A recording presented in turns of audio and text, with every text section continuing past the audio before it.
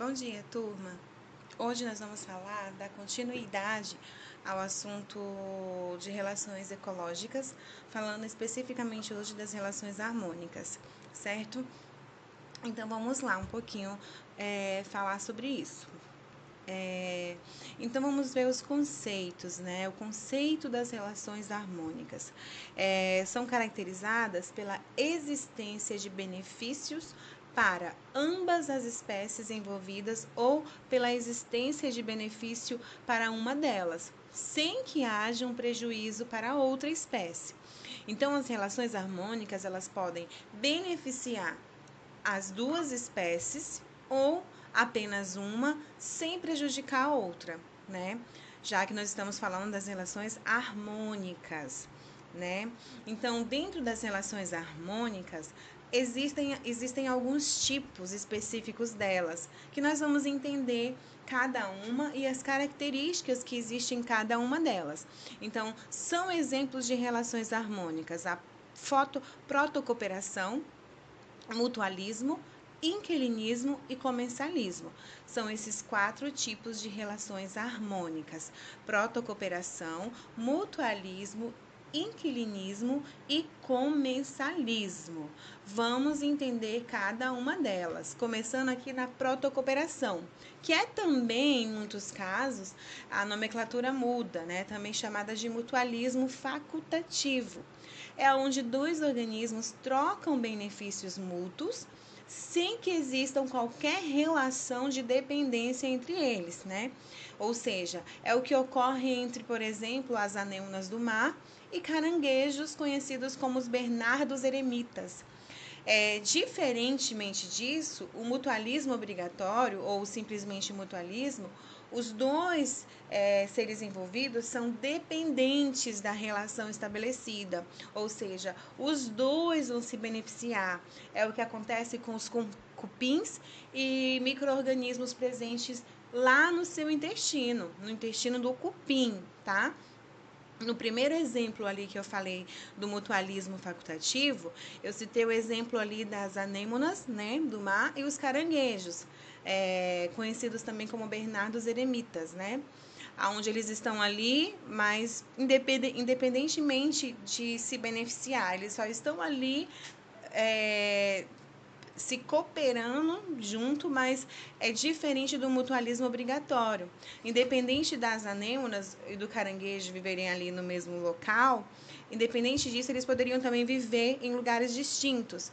Já o mutualismo obrigatório, que eu citei como exemplo para vocês, o cupim e os organismos, né, os micro-organismos, no caso, são alguns fungos, bactérias que existem dentro do seu intestino, precisa existir obrigatoriamente. Por quê, professora?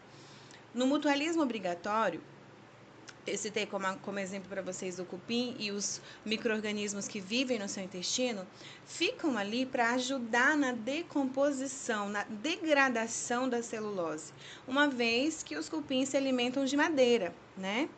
Então, elas ficam ali se abrigando, se protegendo, ali a casa, né, deles, desses micro-organismos, porém, eles ajudam a degradar a celulose, para que o processo digestório dos cupins aconteça mais rápido, né, mais acelerado, sem dificuldade.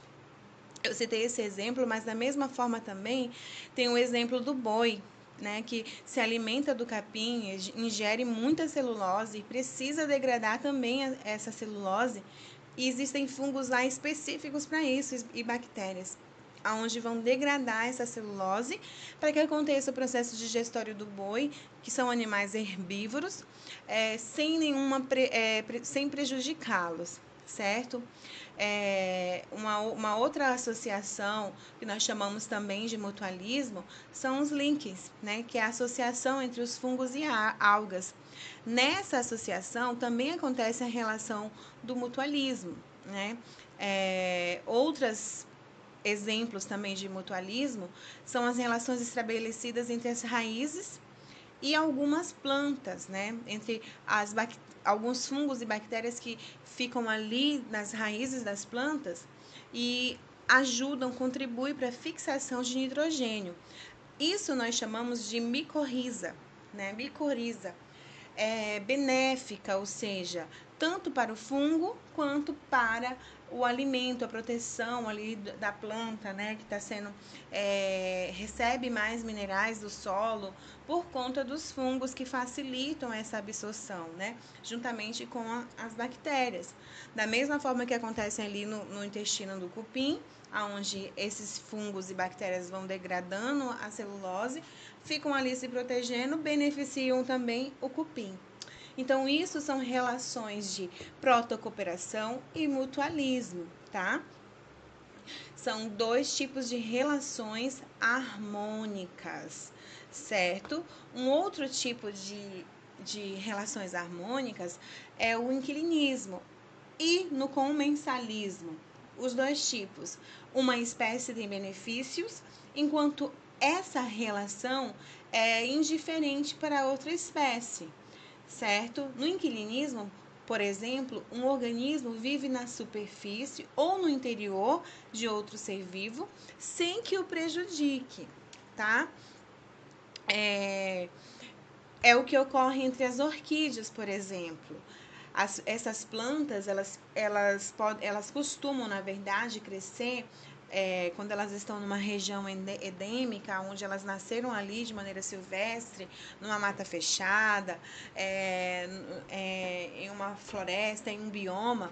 Então, elas ficam ali, elas nascem, né, elas costumam crescer no tronco de uma árvore, de outras plantas, né, no caso, e obtêm com isso a melhor exposição ao sol, que ajuda elas a realizar a fotossíntese, certo? Porque são plantas de pequeno porte. Se elas ficassem embaixo, como as outras árvores, elas talvez não receberiam a luz do sol como deveriam, né? Para o processo de fotossíntese.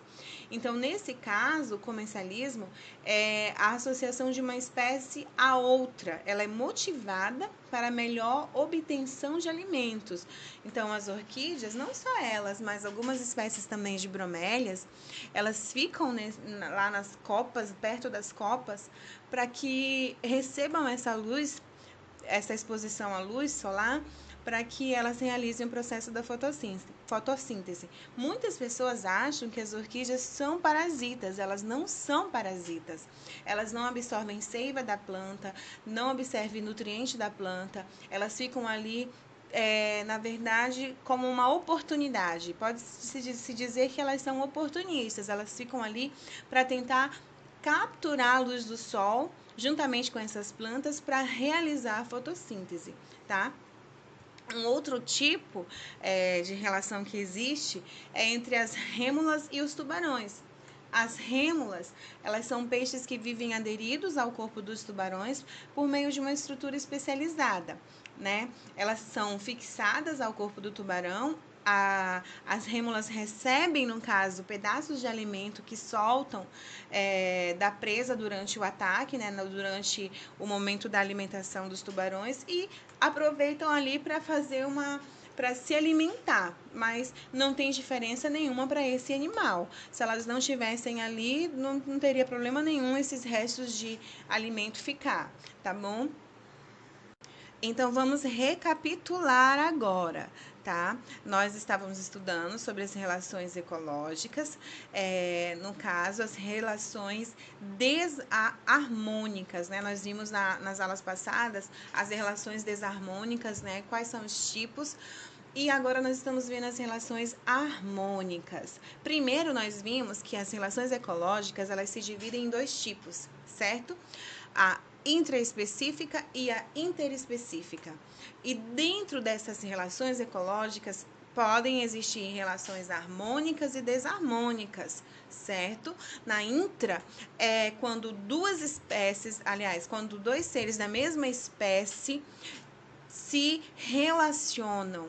A interespecífica é quando animais, seres vivos, de maneira geral, se relacionam, porém são de espécies distintas, né? Nas relações desarmônicas, nós vimos ali exemplos de parasitismo, né?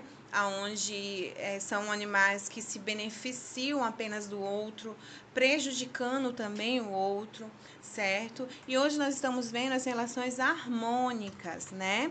E dentro das relações harmônicas, nós vimos que existem 4 tipos de relações harmônicas: a protocooperação, mutualismo, inquilinismo e comensalismo.